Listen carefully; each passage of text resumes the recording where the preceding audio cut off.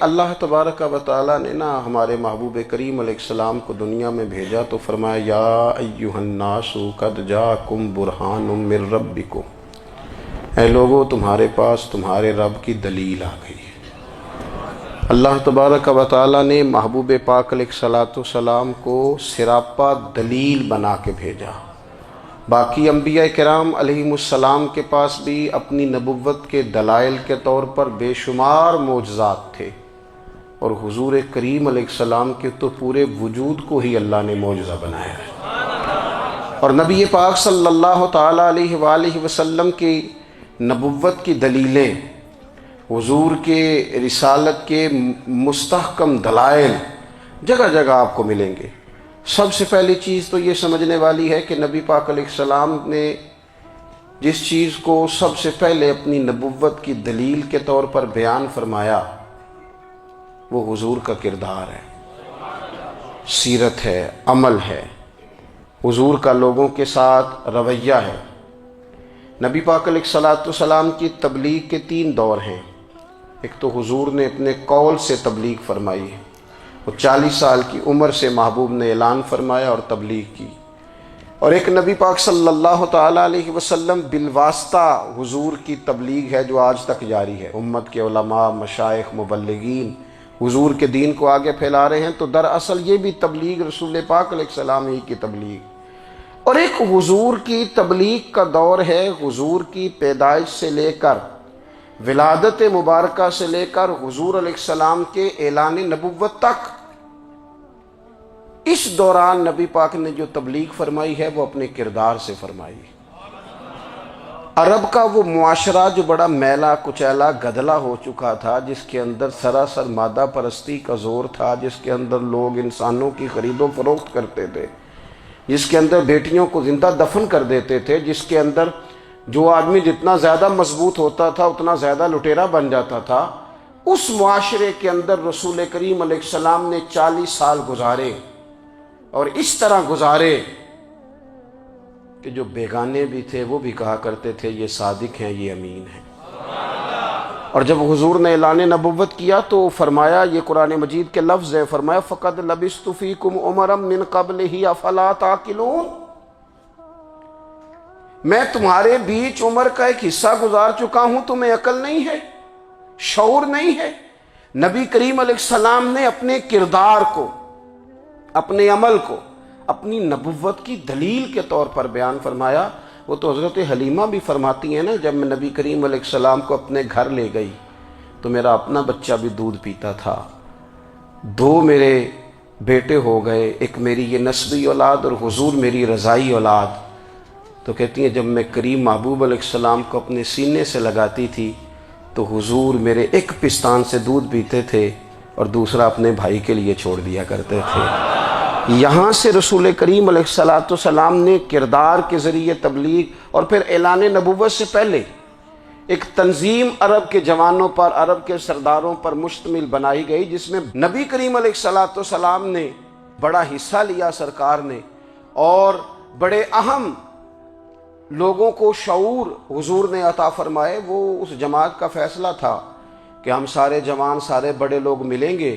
یہ حضور کے اعلان نبوت سے پہلے کی بات ہے۔ ہم بڑے لوگ ملیں گے، کسی بڑے کو کسی چھوٹے پر ظلم نہیں کرنے دیں گے، کسی آدمی کو کسی غریب کا حق نہیں کھانے دیں گے۔ حضور علیہ السلام نے اپنے کردار سے، اپنے عمل سے، اور آپ کا جو عمل ہوتا ہے وہ اصل ہوتا ہے۔ ایک ہوتا ہے آپ کوئی بات کرتے ہیں، اور ایک ہوتا ہے کہ آپ کوئی عمل کرتے ہیں۔ آپ جب عمل کرتے ہیں تو عمل کے ذریعے بھی لوگوں تک بات پہنچتی ہے کہ دراصل آپ کا اٹھنا بیٹھنا، چلنا پھرنا کیا ہے۔ میرے رسول کریم علیہ السلام کا اٹھنا بھی ایک نبی کا، بیٹھنا بھی ایک نبی کا، بات کرنا بھی ایک نبی کا، معاملات زندگی کرنا بھی ایک نبی کا، لین دین کرنا بھی ایک نبی کا۔ ایک شخص کہتے ہیں میں نے اعلان نبوت سے پہلے حضور علیہ السلام سے کوئی چیز خریدی تھی، اور میں نے عرض کیا تھا آپ یہاں تشریف رکھیں، میں پیسے لے کے آتا ہوں۔ میں 3 دن کے بعد آیا۔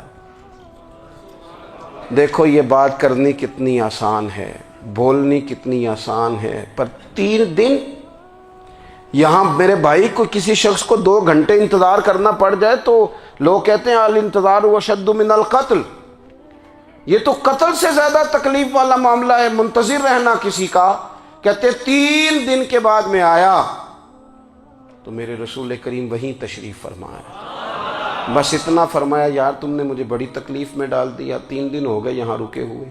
تو حضور نے اپنے کردار کو، اپنے عمل کو، اپنے معاملات کو سب سے پہلے اپنی نبوت کی دلیل کے طور پر پیش کیا۔ کسی نے کیا خوب کہا تھا کہ جو تیری جان کے دشمن ہیں وہ بھی کہتے ہیں، وہ جو تیری جان کے دشمن ہیں، بظاہر تو آئے ہیں نا ہجرت کی رات جان لے لے، لیکن امانتیں حضور کے گھر میں رکھی ہوئی ہیں، امانتیں کاشانہ نور پہ پڑی ہیں۔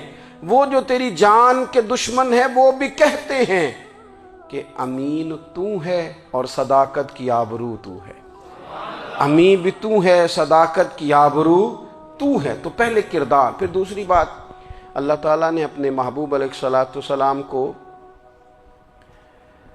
اپنا مطلق نائب بنا کر، اپنا محبوب اعظم بنا کر، ویسے ہی سارے انسانوں کے بارے میں کہا وَإِذْ قَالَ رَبُّكَ لِلْمَلَائِكَةِ إِنِّي جَاعِلٌ فِي الْأَرْضِ خَلِيفَةً، میں زمین میں اپنا نائب بنانے والا ہوں۔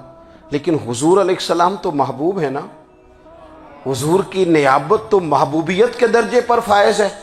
تو رسول پاک کو رب کریم نے اس طرح کا بنا کے بھیجا کہ حضرت عبداللہ ابن رواحہ رضی اللہ تعالیٰ عنہ بیان فرماتے ہیں کہ اگر حضور کوئی معجزہ نہ بھی دکھاتے، نبی کریم علیہ السلام سے کوئی اعجاز لوگ نہ بھی دیکھتے، تو محبوب کا تو چہرہ ہی اس طرح کا تھا، لوگوں نے دیکھتے جانا تھا اور کلمہ پڑھتے جانا تھا۔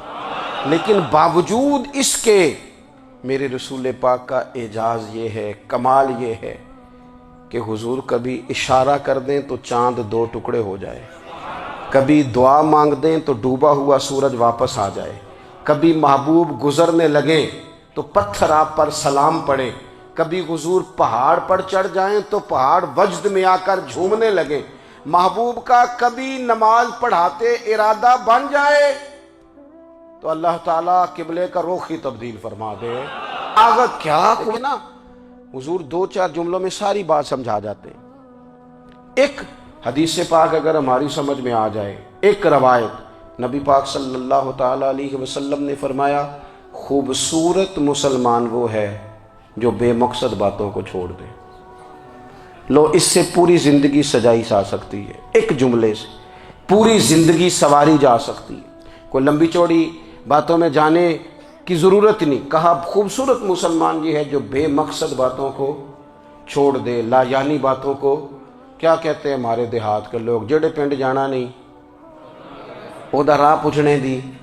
لیکن آج کل لوگ باز آندے، یعنی جس بات کا بالکل تعلق نہیں نا وہ بات بھی کرتے جاتے ہیں، جس کا شعبہ ہی نہیں وہ بھی چھلانگ لگا لگا کے اس میں آ جاتا ہے۔ ہم اپنا وقت ضائع کرتے ہیں، اپنی صلاحیتیں ضائع کرتے ہیں، اپنا نقصان کرتے ہیں، ہم اپنا کام صحیح کر کے نہیں کرتے اور دوسری ساری دنیا کو ٹھیک کرنا چاہتے ہیں۔ او بھائی، آپ جس جگہ جس شعبے سے تعلق رکھتے ہیں آپ اپنے معاملات میں مضبوطی پیدا کریں۔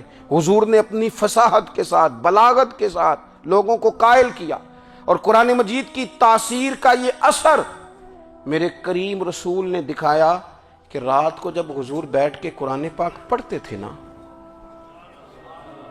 جب یاسین والے نبی خود یاسین کی تلاوت کریں،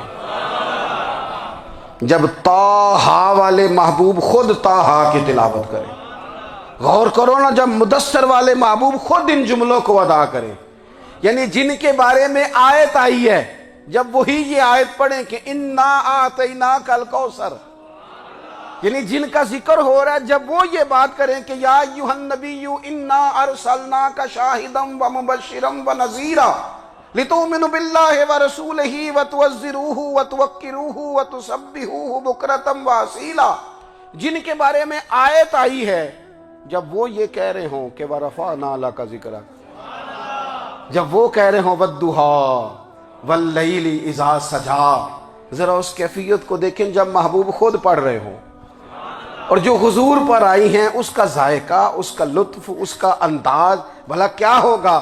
حضور جب رات کو پڑھتے تھے نا قرآن پاک، تو جو پکے کافر تھے نا، ابو جہل جیسے لوگ، وہ بھی جھاڑیوں میں چھپ چھپ کے مدینے والے کی تلاوت سنا کرتے، حضور کی تلاوت سنا کرتے تھے۔ یہی بہتر ہے کہ پردوں میں وہ پردہ پوش رہے، وہ اگر پردے ہٹا دے تو کسے ہوش رہے۔ رسول کریم علیہ السلام کی تلاوت کا سننا، قریب جانا، یہ اعجاز ہے۔ حضرت فاروق اعظم کہتے ہیں میں طبیعت کا بڑا ڈاڈا تھا، مزاج کا بڑا سخت تھا، زندگی ہمیشہ ڈٹ کر گزاری، باتوں پر کھڑا رہنا آتا تھا، پر جب میری بہن نے مجھے چند آیتیں سنائی نا تو میں تڑپ ہی گیا۔ کروں آیا سا مار مقامنے نو، ہن مینو مار دے لے چلو، اوے متے عمر دی عمر برباد ہو جائے، جتھے عمر سوار دے لے چلو۔ یہ اعجاز ہے رسول کریم صلی اللہ تعالی علیہ وسلم پر نازل ہونے والی کتاب کا۔ پھر حضور نے خبریں دی، نبی پاک نے خبریں دی۔ حضور نے فرمایا روم فتح ہوگا، وہ ہوا۔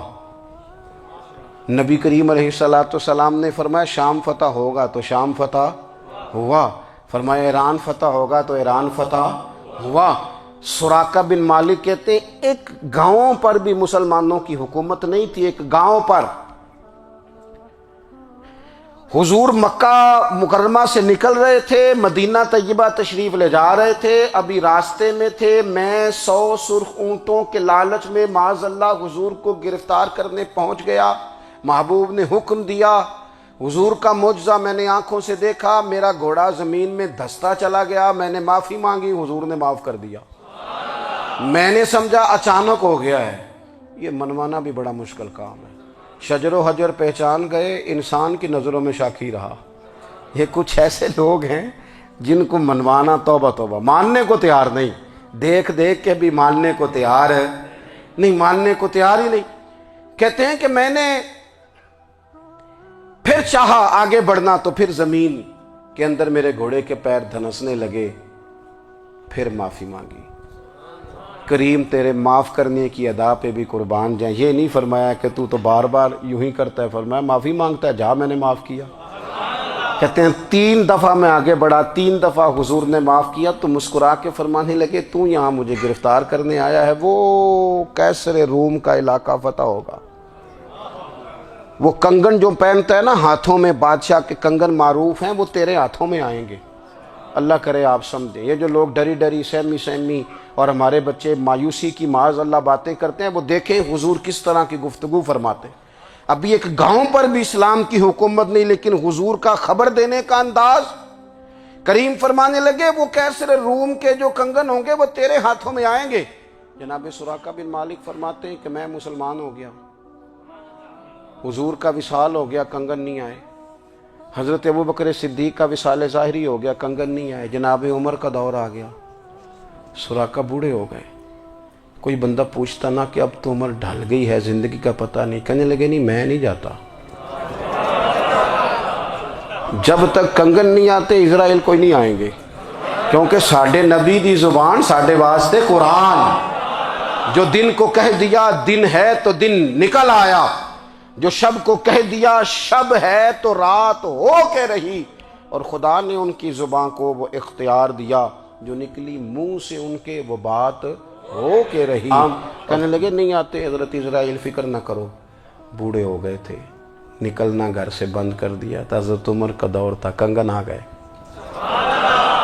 حضرت فاروق اعظم نے ان کے پوتوں سے، نواسوں سے، بچوں سے کہا جاؤ بلا کے لاؤ، کہا دادا جان بوڑھے ہیں، فرمایا تم کان میں کہہ دینا کنگن آ گئے، پھر تم دیکھنا تو صحیح۔ پھر حضرت سراقہ آئے، حضور نے جو خبریں دیں، نبی پاک علیہ السلام نے جو گزشتہ قوموں کے احوال بیان کیے، اور پھر میرے نبی پاک علیہ السلام نا دنیا میں عزتیں دینے آئے۔ عزتیں، یہ مزاج ہمیں کم کرنا چاہیے۔ یہ جو ہم ساری زندگی اس کام میں لگا دیتے نا، کسی کو نیچا کیسے دکھانا ہے، یہ انداز حضور نے نہیں ہمیں دیا۔ آپ دیکھو حضور تشریف لائے تو ہمیں پتہ چلا کہ حضرت یوسف جیسا سونا کوئی نہیں۔ حضور تشریف لائے تو ہمیں پتہ چلا کہ حضرت داؤد جیسی خوبصورت آواز کسی کی نہیں۔ حضور تشریف لائے تو ہمیں پتہ چلا کہ جناب عیسیٰ علیہ السلام کا فقر اختیاری کس طرح کا تھا۔ محبوب تشریف لائے تو ہمیں پتہ چلا کہ حضرت موسیٰ کا جلال کس طرح کا تھا۔ یہ تو حضور آئے تو نبی پاک علیہ السلام نے اس کی بھی عظمت بیان کی، اس کی بھی شان بیان کی۔ حضور نے بتایا کہ ابو بکر صدیق کی شان کیا ہے، فاروق اعظم کا مرتبہ کیا ہے، عثمان غنی کی حیا کیا ہے، مولا علی کی شجاعت کیا ہے، اہل بیت نبوت کی عظمت کیا ہے۔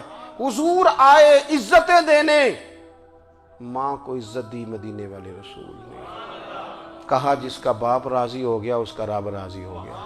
فرمایا جو 2 بیٹیاں 3 بیٹیاں 4 بیٹی بہنیں یا 1 بیٹی یا بہن بیاہ کے آ گیا نا، اس طرح میری 2 انگلیاں جڑی ہوئی ہیں، میرے ساتھ جڑ کے جنت میں جائے گا۔ رسول کریم صلی اللہ تعالی وسلم نے عزت دی۔ حضور عزتیں دینے، کوئی اعزاز نہیں۔ ان پڑھ بندہ ہے، سادہ ہے، غریب ہے، مزدوری کرتا ہے، ہاتھوں پہ چھالے، یا رسول اللہ اس کا بھی کوئی اعزاز ہے؟ قربان جائیں، میرے کریم نے عزت دی، فرمایا محنت کر کے روزی کمانے والا تو اللہ کا دوست ہے۔ یہ اینٹیں اٹھانے والا، یہ مشقتیں کرنے والا، یہ صبح دیہڑی پہ جانے والا، یہ بیچارہ جو اچار سے روٹی کھاتا ہے، تو نے ہر شخص کی قسمت میں یہ عزت لکھی اور آخری خطبے کی صورت میں وصیت لکھی۔ رسول کریم نے ہر بندے کو اعزاز دیا، عظمتیں دی۔ حضور عزتیں دینے آئے، نبی پاک علیہ السلام نے اعزازات دیے، حضور نے نوازا۔